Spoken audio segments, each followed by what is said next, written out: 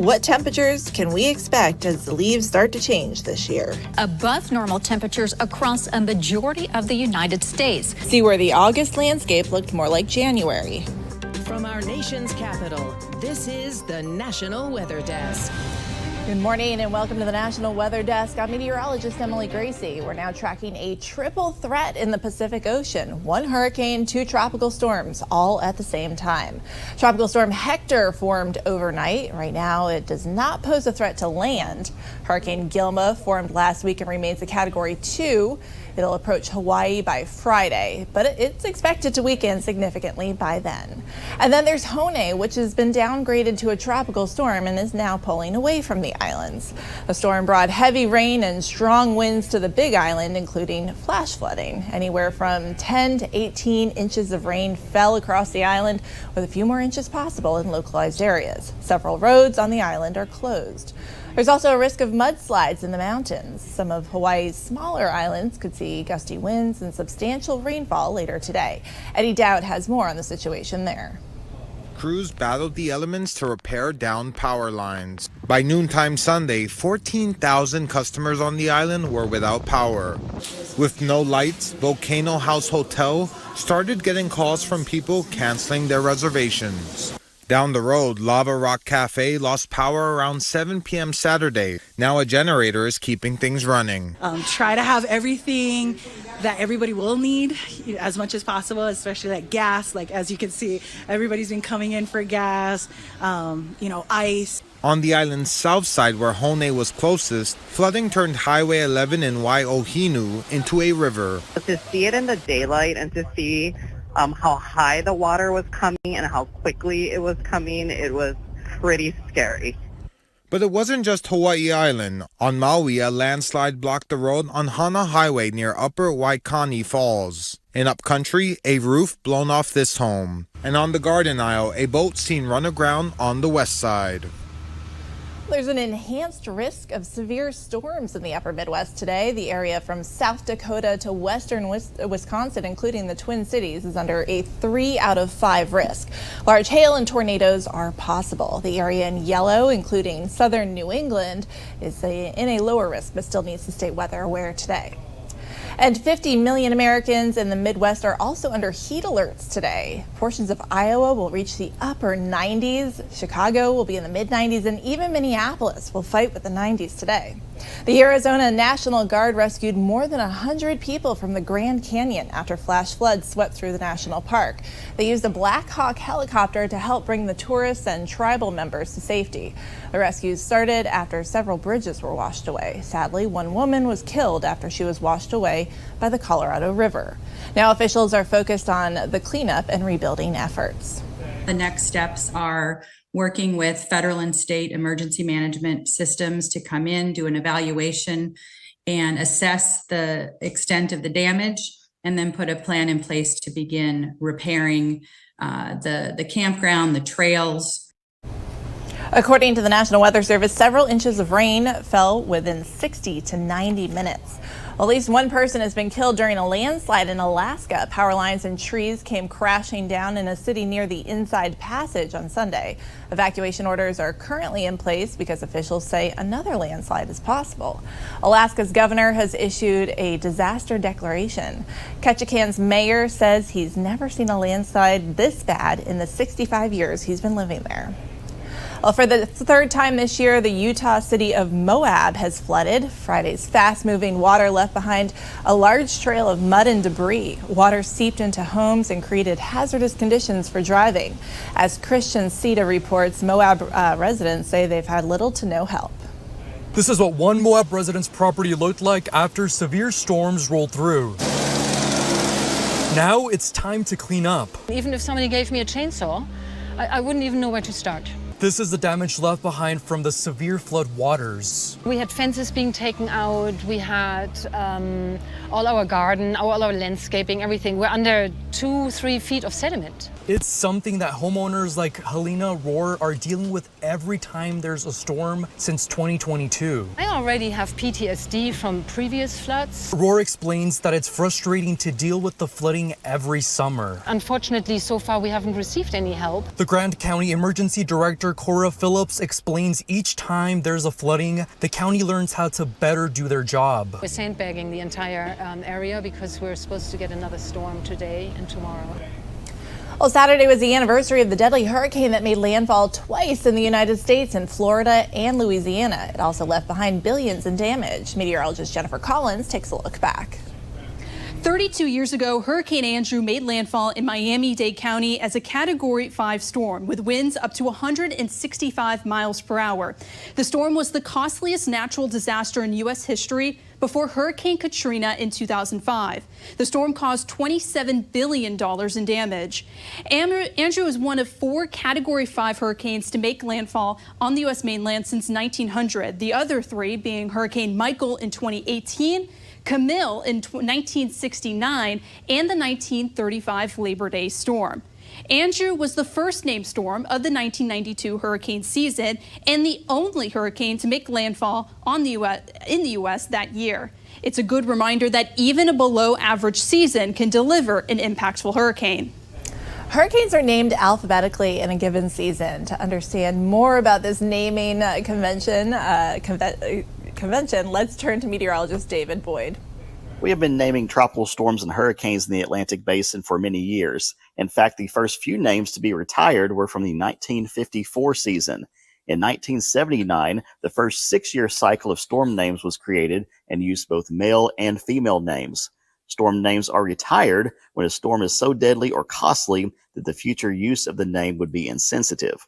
There were no names retired last year, but 2 were retired from 2022 and replaced for the 2028 season.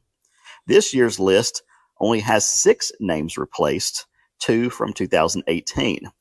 The most frequently replaced name is the ice storm. It comes in the middle of the hurricane season. But this year's list features the only original I name from 1979, and that is Isaac. Overall, 75 of the original 132 names are still being used to this day. For the National Weather Desk, I'm meteorologist David Boyd. While cities like Phoenix and Las Vegas are still facing triple-digit heat this week, Northern California has snow. Take a look at these pictures from Mount Shasta, about 40 miles south of the Oregon border. Over 15 inches fell on Saturday, mostly on peaks over 8,000 feet. It's the earliest snowfall there since 2003. It also snowed further south, not far from Fresno. That was more of a dusting. And while it's rare to see snow this early, it's a reminder of the unpredictable nature that weather brings, especially in the mountains. Well, the month of August is wrapping up and fall will be here in a blink. So what's the national outlook for temperature and precipitation over the next few months? Meteorologist Teresa Carter has a preview.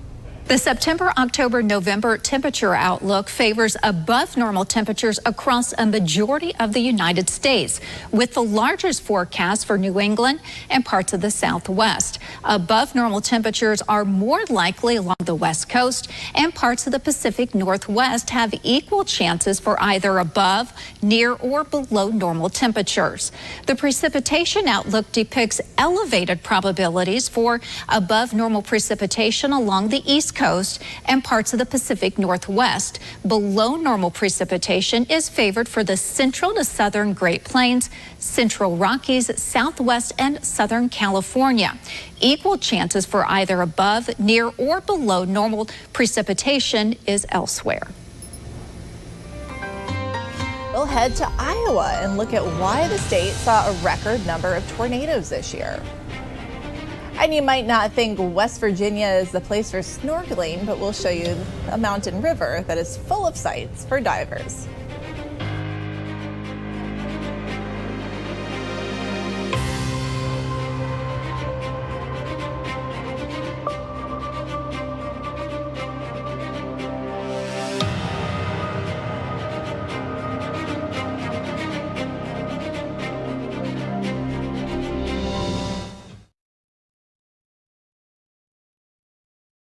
I'm meteorologist Ryan Munn. As we look at the Northeast throughout the day on Monday, we're going to see some scattered showers and storms up towards areas in Maine, Vermont, New Hampshire, all throughout New England. As we head through the daytime, they're generally going to be scattered and they will be hit or miss throughout the afternoon and evening hours. Things will dry out, though, as we head into the day on Tuesday. More in the way of sunshine is expected before some more showers on Wednesday. The high temperatures today topping out in the 70s and 80s. I'm Chief Meteorologist Gerard Bailey. Here's a look at the mid-Atlantic region, keeping the heat and humidity around as we head into this week. It's going to get even hotter. Chance for a few thunderstorms for your Monday afternoon. We'll see these moving across the region, quick moving and not likely to linger, but it'll knock our temperatures back a few degrees. Tuesday looks mostly dry. Still going to be a pretty warm one before those showers and thunderstorms roll across. We're going to be talking about mid-80s, perhaps close to 90 degrees, and we'll still be pretty warm and humid on Tuesday as well. I'm meteorologist Vetus Reed. Here's a look at your southeast forecast highs for the day. Looking at 97 degrees in Nashville, 92 Atlanta, 95 in Birmingham, 95 Mobile. Slightly cooler in Charleston at 86 degrees, 89 in Jacksonville, 91 in West Palm. Plenty of sunshine across the southeast as we begin the day. It looks like we'll continue to stay mainly dry through Atlanta over Tennessee and parts of Alabama. Get down towards Jacksonville, southern Georgia, and Florida. You have a better chance for a few showers and thunderstorms. Other than that, a quiet night ahead.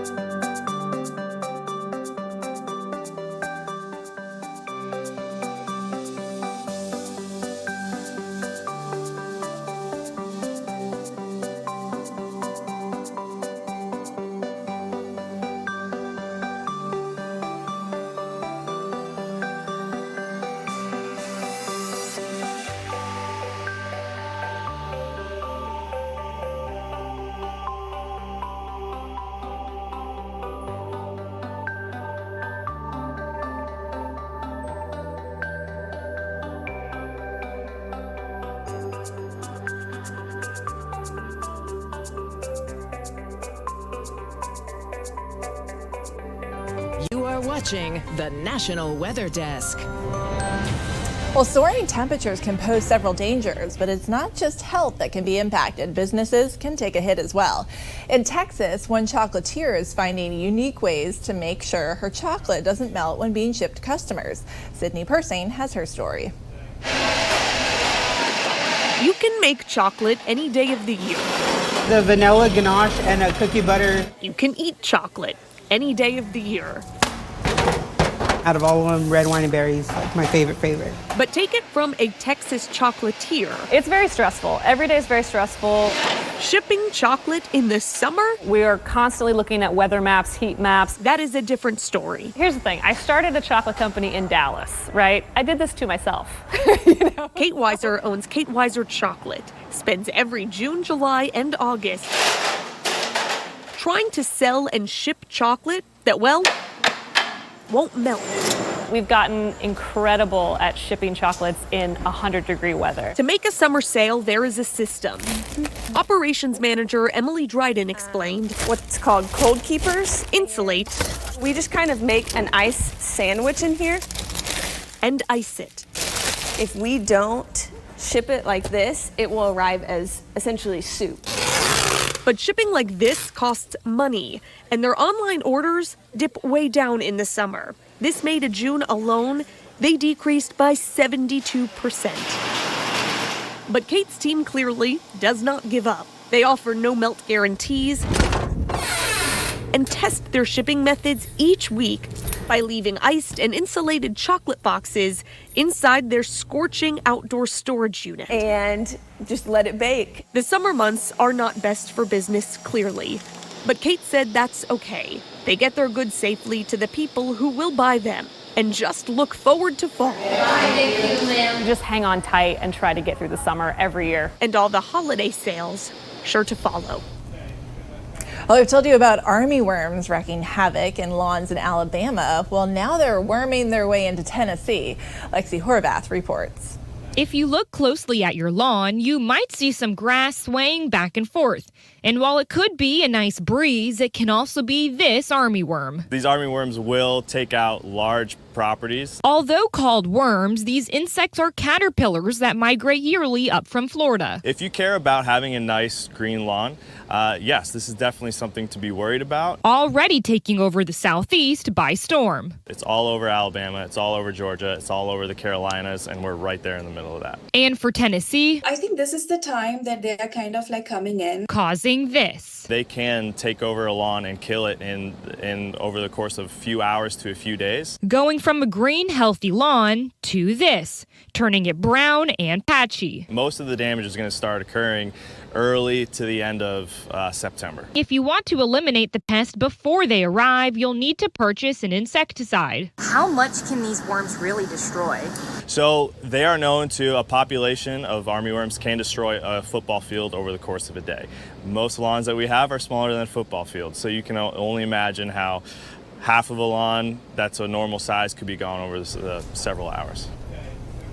Well, it's been a record year for tornadoes in Iowa. Cedar Rapids meteorologist Garrett Hyde has a rundown of the numbers and a reason why the tally seems to be ticking upward.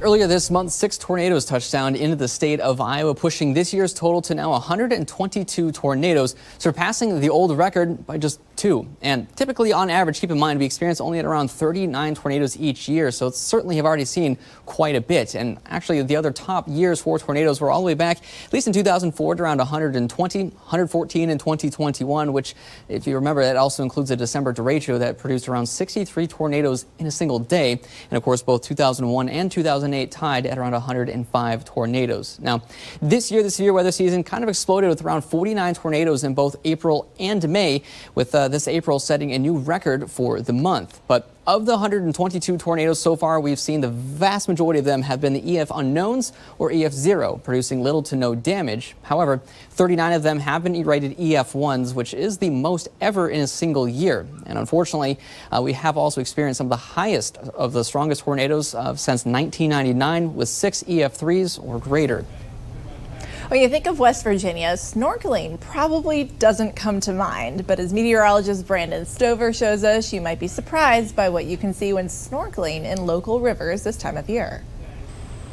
Seneca Rocks is one of the most iconic places in West Virginia. But you might also want to take a look down below the water, that is.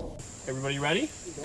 All right, so as we're stepping in. Recently, incoming freshmen from WVU made the trip down to check it out. They came out here and got in the water and swam around looking at some of the really awesome critters we have here, ranging from crawdads to brook trout, brown trout, largemouth bass, smallmouth bass, golden red horse suckers, a whole massive diversity here. You're ready to go, young man.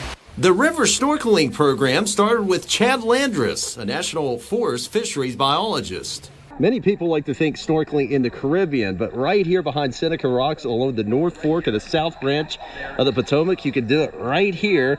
You can find warm water species and also my favorite, cold water species. Just in one spot, I can swim down, hold onto a log, look under, see about a dozen brook trout, maybe a half dozen rainbow trout, and 1 or 2 brown trout, not even mentioning the largemouth bass and the smallmouth bass that are within 5 or 10 feet of me. It's a unique mixture of fish, but a cold water spring several feet down makes the trout happy, even during an extreme drought. To my surprise, this long run still had plenty of water in it. We here in the Monongahela National Forest are in the middle of 1 million acres of national forest, and as a result, the water quality here is very high. You can see sometimes 5, 6, 7, 8 feet down into the water when the water is deep enough. It may not be the Caribbean, but West Virginia is a close second. Not only can you cool off here on a hot summer day, but you can see a nice variety of fish, and you get backdrops like that. It is such a treat, and it is such an absolute joy to be able to take people down and swim under the water. And that's why we do this, to get people to care about these natural resources. You've probably noticed a smell in the air after a rainstorm or as it's just starting, but do you know where it comes from? Let's check out a recent Instagram post from meteorologist Lindsay Storrs to find out. I love the smell of rain. Maybe you do as well. But did you know that the smell you associate with rain may not actually be rain at all? Soil-dwelling bacteria produce what's called geosmin. When it rains, the water helps release this chemical into the air, giving the air an earthy smell. Also, plants secrete oils, and rainwater helps compounds within those oils to be released into the air, which is called petrichor. Plus, lightning helps split oxygen molecules into individual atoms. Those unattached oxygen atoms can combine with other oxygen molecules to create ozone, which has a distinct smell. So the next time you think you smell rain, remember that you're either smelling geosmin, petrichor, or ozone, or even a combination of the three. Well, now time for a short break, but first we soar over Pennsylvania's Gallatin State Forest.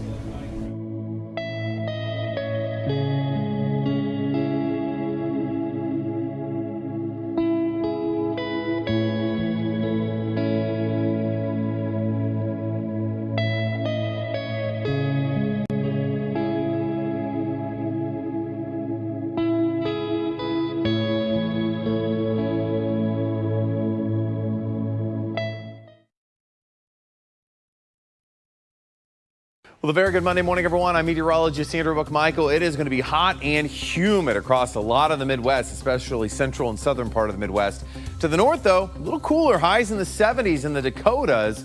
We have some scattered showers and thunderstorms kind of spreading across a little bit more of the area for your Tuesday, which will also help to cool a few places down, but it is going to remain pretty hot and humid for most of the Midwest for the next few days here.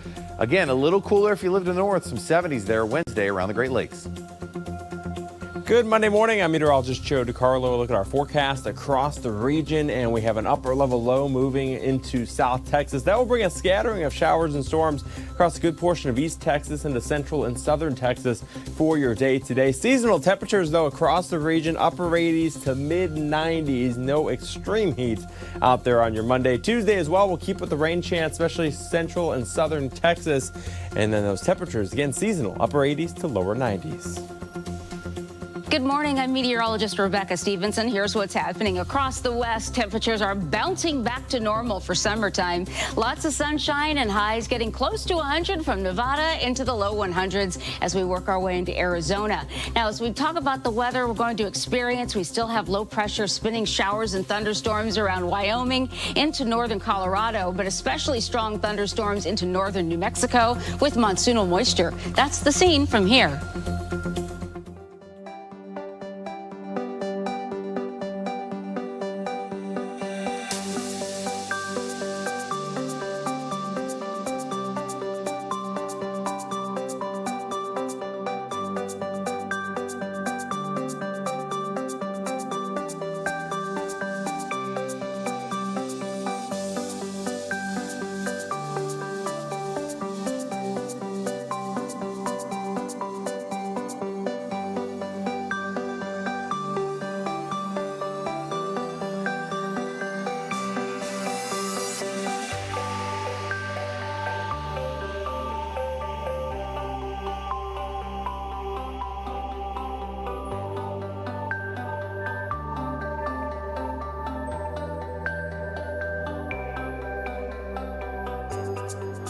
You are watching the National Weather Desk. Well, shred waves, not the environment. That's the message from a new collaborative study involving Oregon State University. It found protecting places where people surf can actually help fight climate change.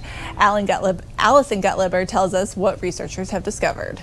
Protecting coral reefs or rocks in the ocean that cause a wave to break for surfers is now linked to climate change. In a new study, surf breaks are being linked to carbon, which, if lost, would not be recovered in 30 years. Most of our kind of goals and international agreements and policies for mitigating climate change, they're all targeted at 2050. So that's kind of where this 30-year time period comes from. The researchers studied 4,800 surfing spots. They discovered nearly 100 million tons of irrecoverable carbon. That's carbon stored in nature that could be released by human activity. If it is, it could further drive climate change. They hope to use surf tourism, which is valued around $65 billion globally, to help conservation efforts. Are you looking for more great weather content? You can find us on all your favorite social media platforms, including Facebook, YouTube, Instagram, X, and TikTok. Just search the National Weather Desk. We'll be right back.